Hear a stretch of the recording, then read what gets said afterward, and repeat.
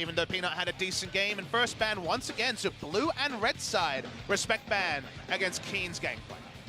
They just don't want to see that, and this time Afreeca on the side of red will be forced to ban out some of these more hyper AD carries, as we've been seeing all the time. Ezreal being taken out this time. Aiming doesn't want to even try to get a shot at playing Mats here. And you mentioned in game one about the must bans. It does feel like teams in Korea, compared to the last meta where we had 3 must ban red side champions, are varying things up a bit earlier. There's been 1 week of basically permanently banned Ezreal, Kalista, and Kog'Maw. We had Kog'Maw go through picks and bans in the last game. I think it's smart, teams have finally had the chance to take a deep breath, 2 days off to kind of pick up where the meta's at. It's no guarantee we will see those AD carries banned every game, but certainly against players as strong as Prey on Ezreal, it makes sense that at least some of them come down on the ban list. Camille banned out second after the Gangplank, so double targeted bans against Keen, just saying like, you're just not allowed to play this, and targeting the rookie on any lineup is a pretty good strategy. And Spirit also debuted Camille jungle, so it's a flex pick for Afreeca Freecs more than a lot of other people. My read on this also is, hey, first pick Gnar will be pretty good if you keep providing coverage bans, and we'd love you to take Shen into it again, so maybe that's just the King's Zone plan here. Maybe railroaded by certain champions being available, but Sejuani is banned away. First pick Ryze also a possibility, so it feels like Ryze and Gnar are kind of the first picks we're expecting from King's Zone. Yeah, just so fantastic as blind picks into their solo lanes, as you were talking about in game number 1, and I'm sure that King's Zone kind of has that on lockdown as their strategy, but we'll see what Afreeca wants to ban out here, because if KZ does decide to go for one of those picks, then Afreeca definitely could answer with the other one as it does rotate to the red side. There is the Kog'Maw banned out. I think it's a bit of a junk ban just because it feels like King's Zone aren't going to gravitate towards it. And like you say, they don't want to give away Ryze and Gnar, but one of, as a trade, is a pretty decent solution. So waiting for King's Zone here, maybe a bit surprised. They're not going to just take the stronger of the two. Ryze is the one who kind of defines the meta right now. Doesn't have any terrible matchups, especially if the early game is passive enough that you can hit all your spikes and get a QSS against Malzahar. So given that, they're happy to run the Ryze. We'll see if Afreeca is going to take away the Gnar in the first round. BDD was also low-key, just doing everything very well. He was super solid in game number 1. His Realm Orb to catch some of the weakened members at the fight at Dragon, also to just get to Baron is... he's been pretty good on that champion. They give that to him again. We do see the Gnar being hovered after the Varus that was already locked in. This would be the trade we were talking about. We'll see if they want to give Keen a shot. And it does kind of, and because the Varus takeaway kind of does push Prey into something like the Tristana, where 4 AD carries deep now, and the first 3 are banned, and the Varus is seen as the next tier list AD carry. So another team might have first picked Varus, but certainly not King's Zone. And hey, look who's back!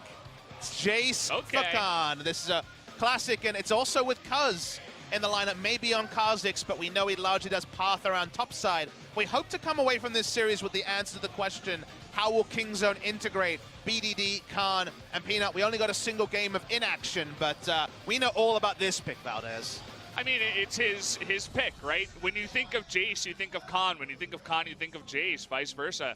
This is going to be hard for Prey now because they definitely can target out some more AD carry bans, but I feel like King's Zone made this happen, right? They take the Ryze, they expect the Gnar to be taken, and they're like, okay, we're just going to go ahead and counter you with the Jace, rather, up in the top lane. And it's really putting a lot of pressure on Keen. He has to perform against Khan, or else it's going to be a kind of embarrassing 2 games for him. It's also a min-max for the side of King's Zone because, hey, Khan has had that shorter LCK career. Give him his champion, whereas Prey has been around forever, been through every single meta as an AD carry. You ban all these AD carries out, who's to say he just doesn't lock in Ashe and do his Ashe arrows like no one else can? So if you're thinking about who can absorb bans the best, Prey you'd certainly take over the side of Khan, and you get the good laning matchup into Gnar for the Jace. So it's even better when you get Jace in a good matchup because this man certainly can just have a field day in top. Very much agree. I mean, even if you go ahead and ban Xayah, right? There's another pick we've been seeing a lot at Sivir. He can go ahead and pick that. If he doesn't want to pick that, maybe he brings out his old Ashe, right? There's definitely some options for him. There are 2 big supports that are left over, the Braum and the Alistar. So if they want to go ahead and pick those, just like in the last game we had those two. Gorilla can get that one, so I mean, feel like Spot Kingzone is sitting pretty right now. I mean, Spot Pool's full power, right? Even Tom Kench hasn't been banned yet. True, so true. Tom Kench, Tarek, Braum, like you say, are all very, very likely choices here. Spirit wants to ratchet up the tempo a little bit. Ooh, okay. Definitely can get aggressive with that pick. He can try to get in onto the Kazakhs. He can do a very nice job with counter-ganking up in the top lane as well. So a bit of a nod from Afreeca saying, okay, you want to play that game? For sure. We can go ahead and play that game with our own Lee Sin. And Prey and Gorilla are probably going to be all alone, so safety is probably prioritized from the bot side. Caitlyn, we didn't even pay lip service to, has been pretty common. So True. Despite all the 80 carry bans takeaway, 6 80 carries accounted for. Caitlyn Braum is pretty damn safe to be ignored on the bot side, which is just the King Zone way. Aiming's debut bot lane he'll be facing will be that Caitlyn Braum. Debuting against Prey and Gorilla. Certainly memorable, but also pretty scary for the side of Aiming. We'll see if he can have a solid game on the Varus. And let's just see what pick we will have here. Tom Kent's still available, as you were mentioning, but not really if they do want to make, if they want to make some plays, maybe the Alistair, but looks like they're just going to go for that Janna. Just say, no, just get away from us. It's kind of a weird time to pick Janna for my read, just because Janna's great against melee threats jumping in, so you think, okay, Kazakhs, but Jace doesn't spend a lot of time.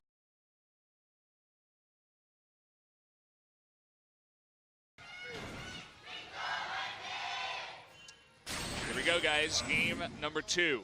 Man, we filled up in here, Valdez. Yes, Extra seats put in. This was, of course, sold out days ago, and this match saw that every day. Over at OGN tomorrow, we have the Telecom War, so it only gets ratcheting up all throughout the week. So many must-see matchups, and here at the Gangnam Stadium, not a spare seat inside. It's going to be a really fun one here.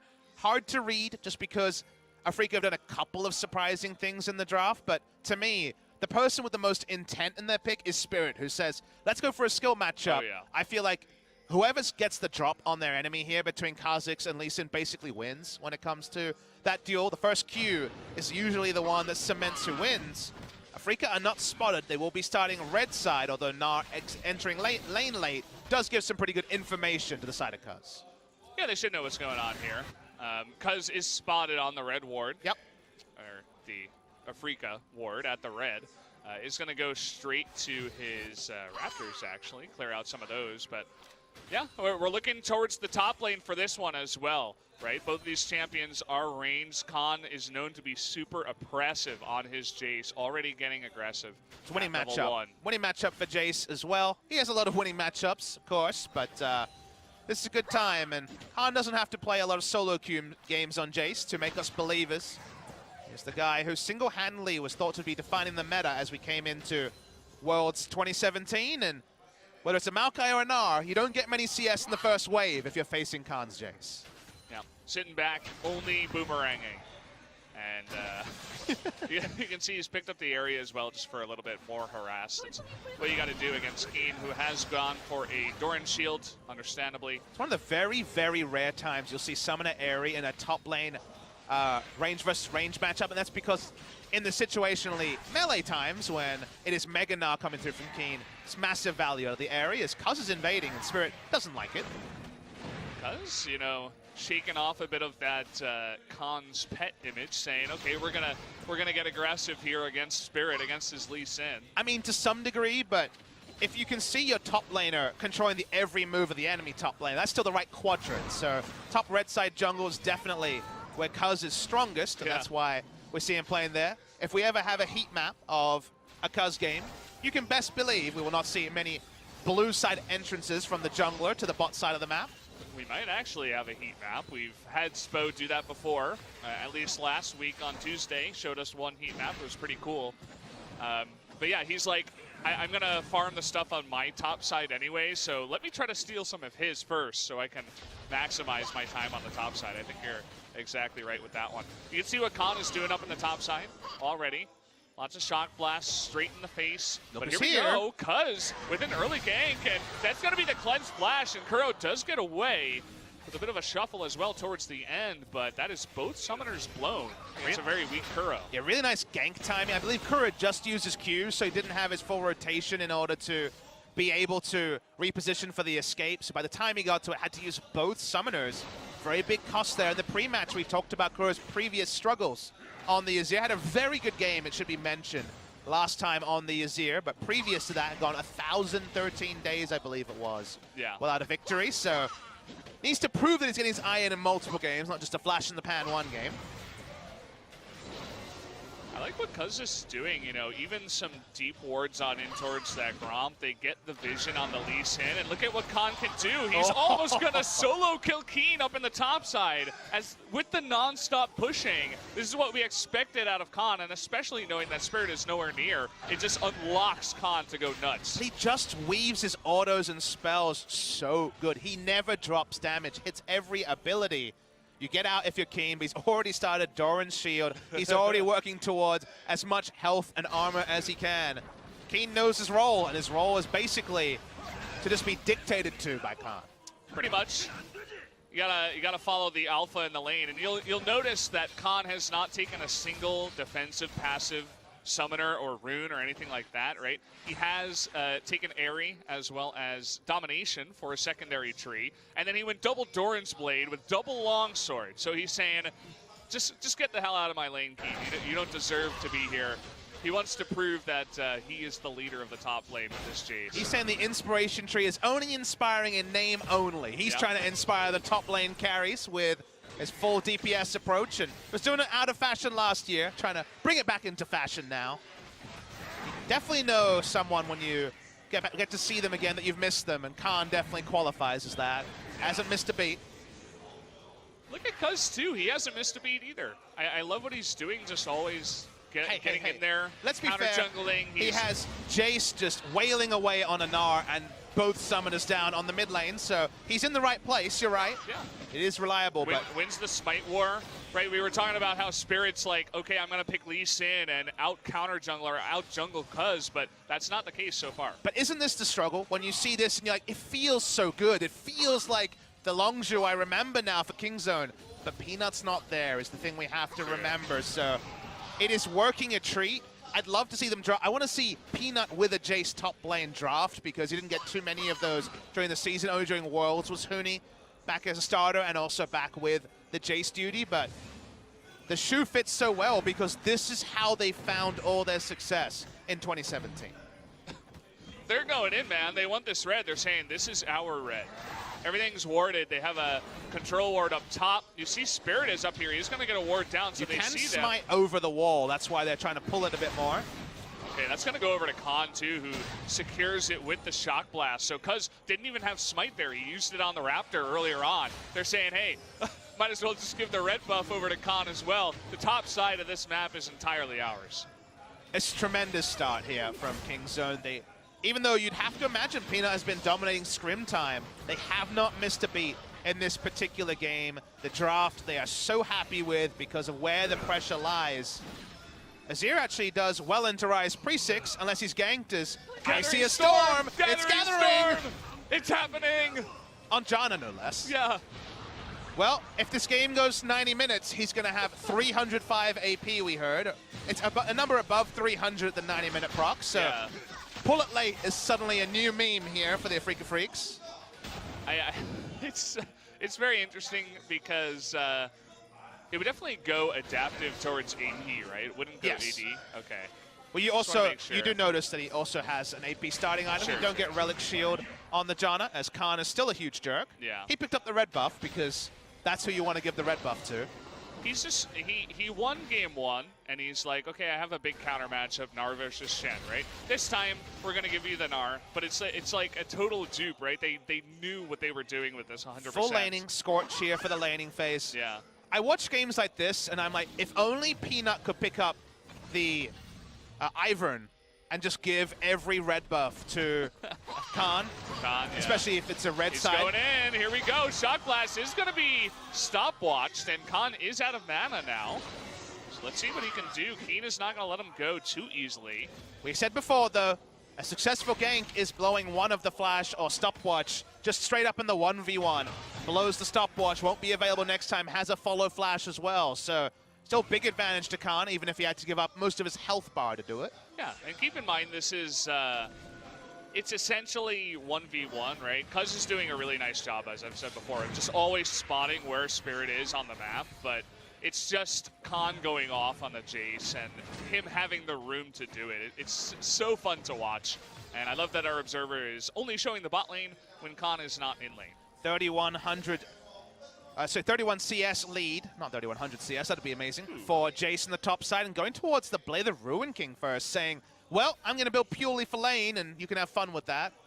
At the end of the day, when you see the first purchase was the Ruby Crystal, the Cloth Armor, and now the actually, I gotta get there. I can get there. The item that builds into Thornmail. Items are now avoiding me. Come on, brain. I'll let you handle it. Do you want me to spoil? Yes. It's now you're gonna lose it. It's something with Bramble Vest. Yeah. So the Bramble Vest has been heavily nerfed as a rush item, and yet it's still being rushed here. Against the lifesteal might be decent. The Spirit, ho! Sitting on a ward, he's got a stopwatch of his own, but Cuz, look at him, he's got his own flash. That'll be first blood with a nice Q. He has his stopwatch as well, but he is incredibly low. Can he get away from this one? Khan is coming in, missing the boomerang, and the last auto is not going to take him down. Now it's Khan versus Keen, 1v1. He's got his ultimate up, he's going to hit the stun, but here comes Cuz. Coming back in. Oh, but he goes a little bit too deep, eats the tower shot. Buddy system might cost them here. He's going to try to, okay, not sure what that was, but Khan got out of there, and Kuro misses every spell, and that means that only one kill is going to go to the side of Afreeca. The hammer hit there actually pushed him out of spell range and wasn't able to actually pull off any sort of a move, so while it looked like a blooper, was a very nice hammer hit by the Jace to interrupt the spell weaving there on the side of Kuro, not able to make it. It could have been 2 or 3 kills there for Afreeca, if not for that. Bot lane, gotta say, double range is working out pretty damn well. We mentioned that in the late game it might not mean much, but this non-interactive lane, it is big turret damage lead to the side of Afreeca. I've noticed that Tushin has hit a couple of his tornadoes there very nicely on both members. So Spirit's sitting on a ward. You can see that they go for him here. Incredible amount of burst. They could have backed away. The second stopwatch no doubt frustrates Khan from the last time he was playing Jace before the stopwatch meta. Cuz gets super low, and the buddy system kind of lets them down. Khan comes in trying to interrupt Cuz, who's one auto attack away from dying. But then because the Narbar is there, it's like Khan is going to die. So at the end of the day, the buddy system could have been a bit cleaner. Cuz takes tower aggro and dies. Watch what happens here, though. Kuro is licking his lips, but no, it was actually a botch. Yeah, okay. He did not hit the hammer, and Kuro just... I misread that. Kuro, unfortunately, back to his old Azir days. I mean, it was a nice flash by Khan, but okay, Speaking here's another flash going on in here. Aiming, taking a little bit too much damage because he is back. He's got his jump on in, and a TP will come in from the Gnar, I believe, coming from behind, but that is a second kill onto the Den, and now it's 4v1, and this is very fast, getting out of control here. Will they go for another kill? 4 members coming on in. He misses that Q onto Spirit. Does Gorilla, but a bit of a botch of a gank there, and Afreeca getting caught out means that a couple kills go over to them as well as the first turret up in the top lane. You're being kind, Valdez. A massive botch. The teleport was actually fully channeled by Keen, saying, all right, I'm probably going to lose my turret for this. He teleports onto a Caitlyn trap, so isn't able to do anything, and he's in Mininar form, so he was never going to be able to turn it around. The amount of instant gold and map pressure Kingzone have been able to get. Jace has exited lane 12 minutes in with the turret against the Gnar. This game has snowballed in a way we haven't seen since last year, and stealing away a red buff isn't going to stop it. Oh, okay, Spirit. He's going on in. He does have the help of Kuro here now, but look at Cuz coming on in before the keep. They're going to burst down Spirit before anything, and Kuro's damage is going to do something, but not before he goes down. Double kill going over to Cuz. Will be taken out by Keen, though, on the back end of it. So a 2 for 2, a rumble in the jungle so far. Yeah, very, very bloody. In the end, Afreeca trading evenly with how far behind they were in terms of map pressure is not bad, but it doesn't really get them any more control in their red side jungle. You're still going to have Jace returning with a Blade the Ruin King complete already to just item parts here from Keen, who desperately wants to put together something. Afreeca does not control their top side. They kind of knew that would be the way, but it's the bot side gank working that's still costing them. We're going to see the replay. Spirit hit the Q much earlier. Didn't think he was going to taxi onto it, but does, because Kuro is in position. Keen is on the way. Khan has no health. He's at almost no mana. Gets some autos into Kuro. This should have probably been a 2 for 1 for Afreeca, but because the autos do register from Kingzone, they go 2 for 2, which works for them. Yeah. Kuro with the botched flash there, trying to get over the wall. doubtful as to whether that would have saved his life, but some mechanics not 100% there, obviously, for Kuro. And shoutouts to Cuz, by the way, who has been all over this map. I mean, he's 4-2-2. He is the snowboard Kha'Zix we haven't seen in, what, 3 or 4 match days. We've had Kha'Zix struggle in ways we didn't expect. Seen the contest here for blue.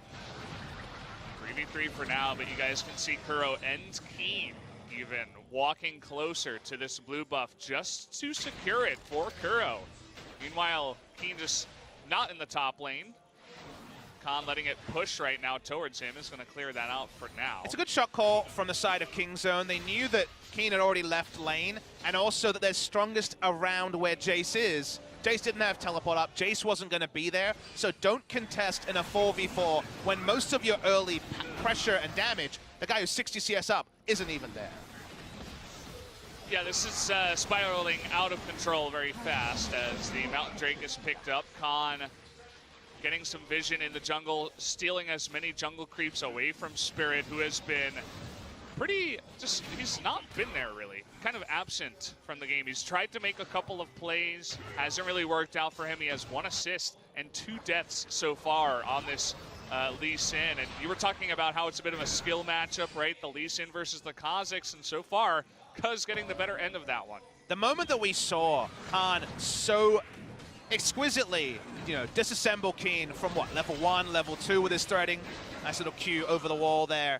They knew they would have no presence. It's always going to be tough in the Gnar versus Jace side of the matchup because Gnar does heavily lose basically every trade. But the moment that he also lost all of his health early, it meant that Spirit kind of had to play a reactionary game. He couldn't really play around a pushing mid lane and an even top lane, and thus he was defensive. Cuz read the situation smartly, started invading with the pressure, and then Spirit is just a Lee Sin who has losing lanes, which doesn't feel powerful. You're not playmaking with your kick, you're disengaging with it. Yeah. Bot lane was a Janna lane, so you're not going to gank that either. Speaking of ganks. Yeah, speaking of engaging here, we get behind the bottom lane. Tushin is going to disappear, and here comes Khan even with his own teleport. Going to pick up the Varus. Braum able to knock up Spirit in the back, and Lee Sin looking more useless than ever, not getting there in time. Not that he could have done much. That's another 2 kills on the board now for Kingzone. And this is what the fans wanted to see, right? They wanted the aggression, they wanted the action, and finally we're getting it out of Kingzone, already very far ahead at only 17 minutes into the game. And we're seeing a very special game, which is kind of surreal to say after the 94-minute extravaganza of the last few days. And the reason why I say that, Valdez, is that this isn't supposed to be how the meta is. Jace's been available in lots of games, but not selected. But the ability of Kingzone to default to these Jace drafts, to even play around, kills that would have been there before, remember. 2 stopwatches stopped 2 earlier kills from Jace being registered onto Lee Sin and Gnar. But then even in the context of all of that, they're playing exactly the same style against a meta that's supposed to counter it, but they're doing it so damn well that it looks just the same as 2017 Summer Longzhu game. They're essentially styling all over Afreeca, making it look easy, right? It's not what we expected when Cuz came in, but once we saw that Jace pick, kind of opening up our eyes here to the possibilities, right? You don't always have to play 100% to the meta. So here we go, taking a look at jungle proximity. Cuz has just had his way with the map and with Spirit. 4 out of 5 gank attempts actually being successful for Cuz so far. And I would have loved the stat of, enemy jungle time, heat map right? too, by the way. Yeah, the heat map is basically confirming that enemy jungle time. He spent his time in exactly the white quadrant. Basically spent all of his time in the top red side jungle for the enemy team of Afreeca Freecs. It's kind of a weird game where 18 minutes in, your bot laner is stealing away the red buff in any meta, but that just to the nth degree shows how strong Kingzone is around wherever Jace is. Now Jace is going to rotate to the bot side. Prey's going to go for a leisurely walk with the red buff to siege even stronger in the mid lane. The lane assignment here is so powerful, and you notice that Keen, he's just trying to lane wherever Jace isn't. I mean, he's just struggling to have any presence on the map so far. He was trying to get over to help out with the dragon fight that almost broke out near the blue. Didn't really do much there. He's meekly walking down into the bottom lane now, just hoping that Jace won't be there. Trying to pick up the scraps of his farm that's there. Only has a frozen mallet so far. And the bramble vest. Yeah, the bramble vest still there. I've learned that one. Yeah. I'll remember it, but oh, Kuro.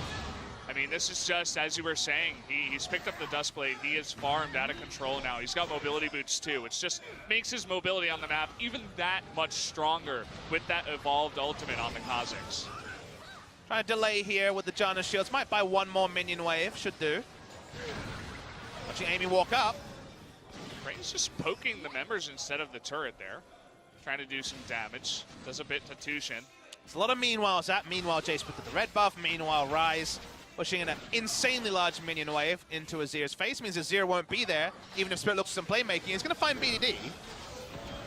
Yeah, he's going to lock him down here. Oh! Look at that burst damage coming out from BDD. Almost 100-0 Spirit over there by the brush, making him even more worthless in this game.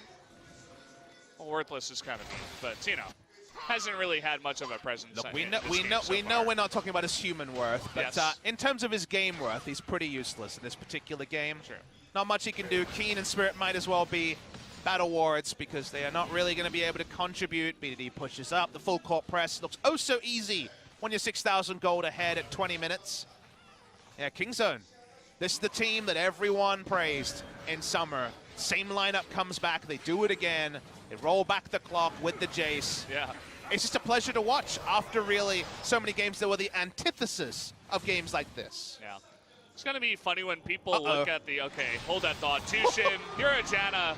You have a lot of disengagement tools, but you almost got 100-0 there before you realized what was happening. But yeah, it's going to be funny when people look at the match results after. They're going to see, oh, Cuz actually came in. And oh, wow, that was the most dominant game of all of LCK yet.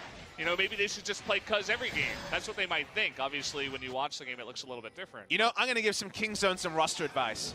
Play Khan every game. This is the guy who should be playing every game. Obviously, he was not available to be picked in the first series. We're having some fun, but he has had a day out today, even if Cuz will probably win the MVP here, you'd imagine, for Game 2. Yeah. My vote will go to Khan, who's been styling. He just hasn't really been picking up the kills, you know, whereas Cuz has been in every single kill. 100% kill participation as well. He's been in the top lane. He's been in the enemy jungle. He's been mid. Forced the summoners out of Kuro early on. He's been bot for the gank when they were pushing up a little bit too far, right? Oh, when no, we were talking about Look, it, right? There is certainly an argument for Cuz, who's had a great game, but you know, I always think about how this game should have gone, and if you're an average Jace, it doesn't go this way. Cuz isn't able to be in those positions because you're behind, but if you're Khan's Jace, then you do things that just look so exquisite that Afreeca and Keen, who, remember, held Smep, you know, pretty one-to-one quite well, has been left wanting compared to Khan in full form. He used his time in solo queue, a lot of solo queue games compared to most of the pro players, because, of course, wasn't able to scrim for week 1. But the Jace wasn't there, doesn't need to be. So damn good at that pick. Top lane turret will go down soon.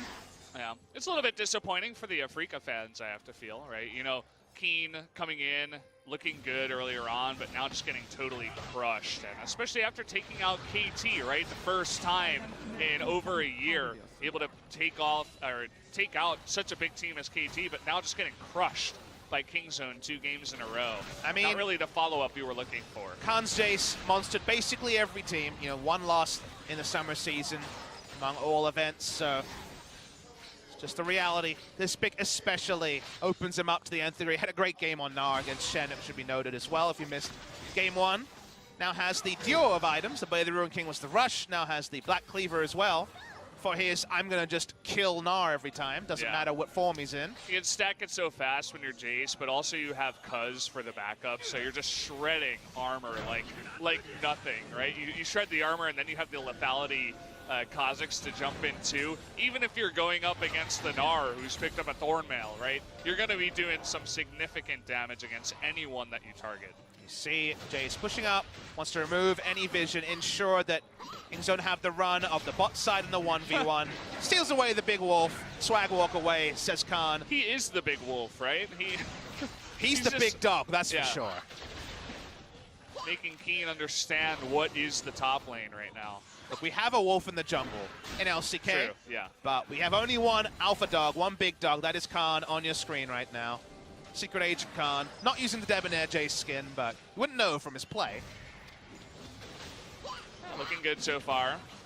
And oh so quietly, BDD, you know, sitting at 2-1 and 3, he's getting farmed up 3 items at this point. Hasn't really had too much, you know, impact on this game, but did a good job of reacting to Cuz's gank and just pushing in Kuro from there. Has a CS lead. The most interesting thing to look at is hold the point. Okay, they are gonna knock down Cuz here, but they cannot get the kill. He gets away, and it looks like Kingzone just wants to disengage after that, but not even letting them get another kill here is Cuz. Prey is just walking up happily. Like you mentioned, that extra health crystal enough to keep Cuz through. So brittle. Khan never going to teleport to that. Not interested. Going to walk and take a lot of turret HP. No one dies, so they don't need to arrest the momentum at all. They keep poking down. And there's just nothing Afreeca can do. You look at their lineup and say, but they have initiation. They can't be grouped as 5 because then their inhibitor's gone on the bot side and other things happen. They don't have the vision to make proactive plays unless we see Cuz face checking. So to actually create the 5v5 team fight that Afreeca could try to layer, it's just so unrealistic with where the lanes are at right now. So fun to watch Khan's chase. Even now that he's super far ahead, just it looks so smooth, you know? The very quick jump in the hammer form, and only taking 1 tower shot just to do a little bit more damage to push Keen out of lane. Let's see if he can get the blue buff. That would help out with this push, but looks like he will respect the smite of Spirit here. I say that, but still goes for it. Does get smited away. At the end of the day, drawing the smite out and having the Lee Sin pick up the blue buff is fine from the perspective of Khan. Second best, just taking it himself. Smart little blue trinket ward there, denies the fast Baron start. Kings don't have an insanely fast Baron. Okay, now it looks like BDD wants to get some damage done. Doesn't want to be too far behind on the damage charts. Man, Unbreakable just blocked about 3,000 damage there. BDD, his item build is different this time. Remember, Rod of Ages in the first game in a scaling game. This time he goes for the Abyssal Mask, knowing that all he has to do is stay in lane and front line. Speaking of front line, tries to interrupt Spirit. Okay, you can see Gorilla in the front lines, but he needs some help. He's going to get a nice 4-man ultimate. Here comes BDD over the wall, and Khan is jumping in. Will pick up the kill on the Spirit. But here comes Kuro. That's going to be BDD, though, getting away with a perfectly timed stopwatch and the Realm Orb. Now they're turning it around. Khan up in the front line with BDD. He's going to take out another member. They're looking to turn this around now. Cuz still at full health. Is going to take out one. Gets the Varus, and the rest of them running with their tail between their legs. Kingzone, man, they are out of control in this game. Their synergy is so on point. The ability to turn, know how tanky they are, make every little spell matter. They're going to turn back onto the Baron. We're going to see the replay. We could use the picture-in-picture here, Spo TV, but we'll watch the replay. Thank you very much. They're listening. Some nice little plays there. Gorilla staying alive. Baron down to 380. Apparently we had no smite there. Never mind, didn't need one. No John of Steel. The stopwatch is still there for the ability to get out. Perfect timing, too. And Keen thinks he's going to turn on to Prey, but everyone does a lot of damage. Your item build is a bit anemic, and from there it's just too easy for Kingzone. Yeah. Gorilla, I really got to shout out him as well, even though he wasn't the one doing the damage, right? He delayed it, he lined them up, he got a big ultimate, and then later on, he just blocked so much damage with that Unbreakable, just leading the charge along with Cuz in the front line. So I had the chance to ask Gorilla about support picks after their loss last week, and I said, you know, were there any real takeaways from you after the loss to KSV? He said, look, I knew tank supports are really strong. Hypercarry tank is what we expected for this meta, but specifically Braum from Core JJ really surprised him. 2 games there, he said, I realized that I undervalued Braum and that Braum was much better than I appreciated. Comes in on the Braum here, 0-0 and 8 kill score, preferring it over things like Taric that were available. Tom Kench was available, not necessarily the strongest pick in this scenario, but they really are going to push up the Braum, and I think a lot of teams can really take inspiration from that because the Braum pick clearly is very powerful. Yeah, clearly is. I mean, after watching when you have hyper carries and Rageblade Varus is putting out a lot of damage to one target and the Unbreakable can negate most of it, you win those 5v5 team fights, you eke forward purely from the strength of Braum's E. Yeah. It's funny to say, too, especially after how dominant his Alistar was in Game 1. Just Gorilla putting on a show, not just playing one champion, showing he can do it on 2. Very nicely done. Kingzone, they really are running away with this one now. They're 14,000 gold ahead, above 14,000 even, as they push in with the Baron buff, doing the 1-3-1. They got Ryze down in bot lane. Not much of an answer here for Afreeca. I mean, let's do a recap. You know, game 1, when did we know that Kingzone would win? Probably around 28 minutes when they got so much out of the headbutt pulverized teleport that came in from the Alistair. In this game, felt like about 5 minutes in, you're like, well, this feels like a Khan Jace game. Yeah. This game has had inevitability for a long time. Is let's try and dogpile on the Jace, kill him, it'll make us feel better. Yeah, they're going to be able to. I mean, when you put in this many resources, but heads up, you're losing your mid inhibitor. Let's see if they can rotate fast enough. It looks like the answer is yes for now. They get the turret, though. Taking a turret against Azir Varus is so... Azir Varus Janna, like, it's a really terror team to actually take down a turret is very difficult. So usually you'd say that's, you know, a loss, right? Losing your split pushing top laner for just an inhibitor turret. But just given how powerful this team is at wave clear, it's actually a pretty decent spot. Yeah, opens up that inhibitor. You can see it's already taken a bunch of damage. Prey just trying to push in with each wave, get 1 or 2 auto attacks at most. Does not want to get engaged upon. I mean, even though Spirit hasn't shown too much in this game, he's still there, and he can try to insect Prey if he does get an opportunity here. So Prey will have to be a little bit careful. One thing I want to track is Khan's average farm lead on Jace, because Flame Horizon was a while ago. It's 120 CS up here. I feel like 100 is his average, given how dominant he often is on this Jace. So who knows how many Jace games we'll see, or be treated to, I guess we should say, because the Jace is really the reason this game has been so accelerated. Yeah. But, yep, very conveniently and very casually just slamming the CS department. It really came down to the draft, too. They kind of baited out that Gnar pick, and then he was like, okay, I'll pick this right before it can get banned, as it was in game number 1. They got the Ryze that really has no awful matchups, and then they got the counter matchup on the Gnar that was the takeaway pick for Afreeca. So it was the dream. Lots of credit to Alongzhu drafting, coaching staff for that one. Yeah. Well, they've taken out one inhibitor, looking for the top one. They have lost Baron buff here, but now even Prey is beginning to get online. Hasn't had too much of an impact in this game so far, just chipping away at Keen in the front line. BDD, meanwhile, just looking to sync up with that bottom wave, perhaps, and push that one in. Prey doesn't really do any damage to Keen, it should be noted, because Keen at the very early Bramble Vest into the Thorn Mail, so watch this ultimate. Yep, does about 200 damage. Boom. No Last Whisper yet for Prey. Just wants to be auto-attacking the turret, but has to respect Keen's Gnar bar. Well, there it is, okay. Corruption is going to come forward, but no real follow-up here. As Keen was a little bit late on that Gnar, misses his ultimate entirely, but now here comes Azir in the front, and Varus getting a lot of damage done. Perhaps Kingzone went a little bit too far this time around. Make that 2 kills as both Caitlyn and Jace go down. But Ryze very calmly pushing in the bottom lane. And a smart from Afreeca to collapse when they did. Semi-global is not full global, so BDD was not able. BDD, remember, can push up, and then there's no ability for Keen to interrupt him through the Realm Warp, so they do pick up the inhibitor. It's looking a bit kind of hasty because Kingzone are trying to skip over some of the things you're supposed to do in these scenarios and take these inhibitors earlier.